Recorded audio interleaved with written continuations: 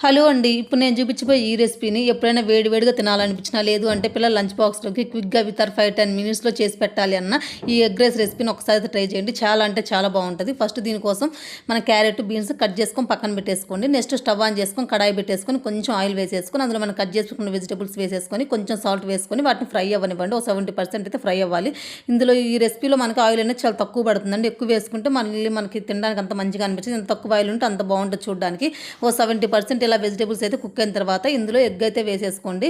ఎగ్గులు వేసేసుకొని అందులో ఎగ్గులు ఫ్రై అయిన తర్వాత ఇందులో స్పైసెస్ యాడ్ చేసుకోండి. నేను మర్చిపోయి అయితే ఫస్ట్ స్పైసెస్ అయితే యాడ్ చేశాను.